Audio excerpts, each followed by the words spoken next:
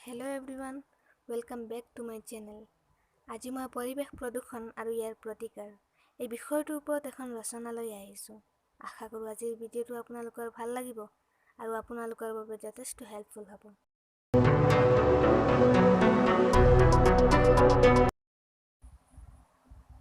পৰিৱেশ প্ৰদূষণ আৰু ইয়াৰ প্ৰতিকাৰ আৰম্ভণি।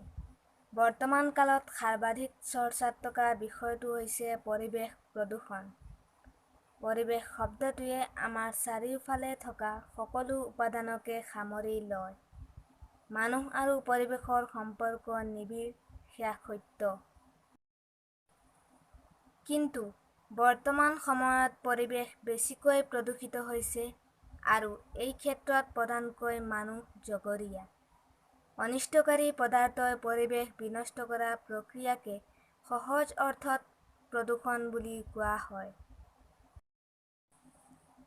ধূলি, ধোঁৱা, ছাই, দুৰ্গন্ধ, সীহ, ছালফাৰ ডাই অক্সাইড, কাৰ্বন মনোক্সাইড আদি হৈছে পৰিৱেশ প্ৰদূষকৰ উদাহৰণ।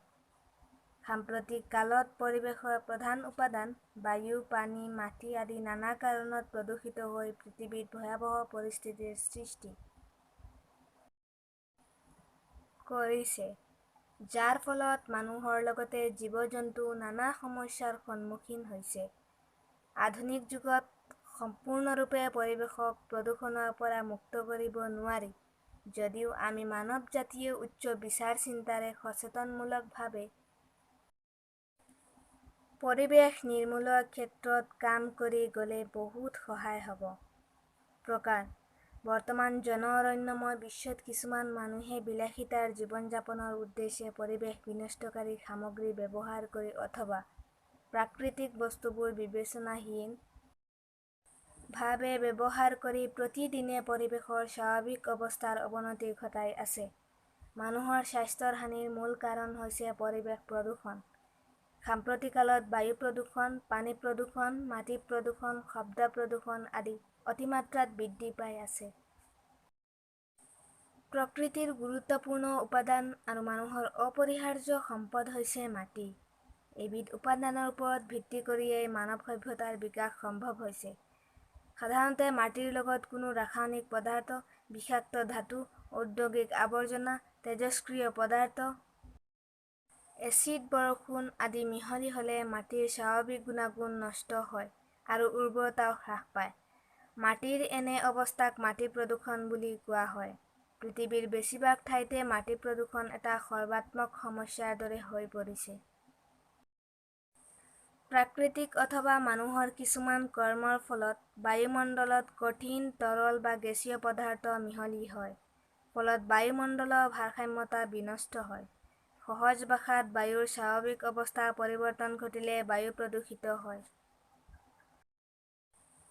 পানীৰ লগত কোনো ৰাসায়নিক পদাৰ্থ, অণুজীৱ পদাৰ্থ কণা, পলিথিন, প্লাষ্টিক আদি মিহলি হ'লে পানী ব্যৱহাৰৰ অনুপযোগী হয়।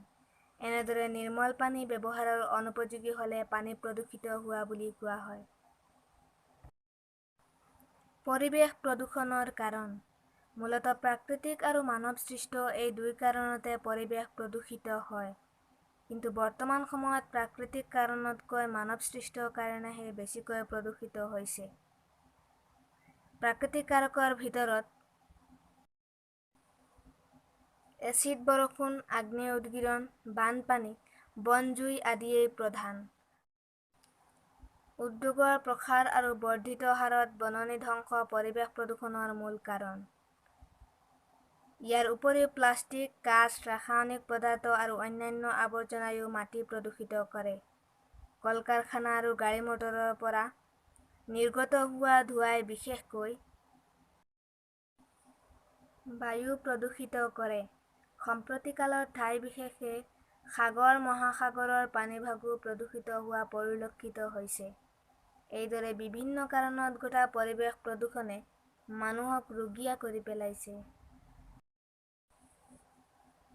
প্ৰতিকাৰ: বৰ্তমানে পৰিৱেশ প্ৰদূষণৰ দৰে সমস্যাই মানৱ সমাজক অতি উদ্বিগ্ন কৰি তুলিছে। গতিকে গোটেই বিশ্বব্যাপী পৰা এইবিধ সমস্যা প্ৰতিকাৰৰ ব্যৱস্থা কৰা উচিত।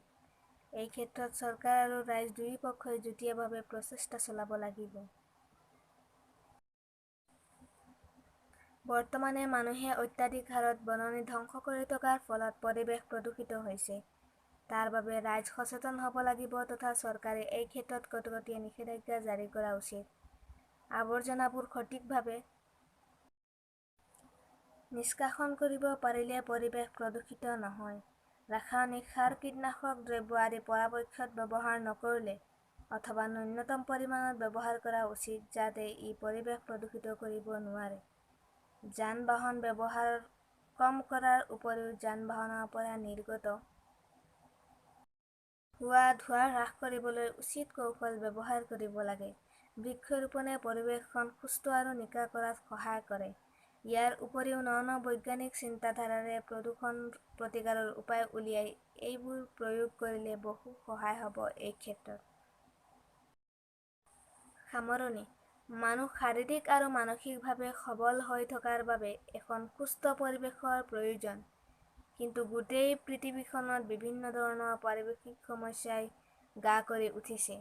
গতিকে পৃথিৱীখনৰ পৰিৱেশ সুস্থ, পৰিষ্কাৰ, সৌন্দৰ্যময় আৰু নিৰাপদ কৰিবলৈ আমি সকলোৱেই এই ক্ষেত্ৰত গুৰুত্ব দিব লাগিব। তেনে কৰিলে আমি আমাৰ ভৱিষ্যত প্ৰজন্মলৈ এখন নিকা আৰু নিৰাপদ তথা এটা অতি সুন্দৰ পৰিৱেশ নিশ্চয় প্ৰদান কৰিব পাৰিম। ভিডিঅ'টো শেষলৈ চোৱাৰ বাবে অশেষ ধন্যবাদ। এনেকুৱা ধৰণৰ ভিডিঅ'ৰ বাবে এই চেনেলটো ছাবস্ক্ৰাইব কৰিব আৰু আপোনালোকৰ এনেকুৱা ধৰণৰ কিবা নোটছৰ প্ৰয়োজন হ'লে কমেণ্টত জনাব পাৰে বা মোৰ ফেচবুকত যোগাযোগ কৰিব পাৰে। ভিডিঅ'টোৰ ডিছক্ৰিপশ্যনত ফেচবুক লিংক আছে। আপোনালোকে দিয়া প্ৰশ্ন উত্তৰ দিয়াৰ চেষ্টা কৰিম।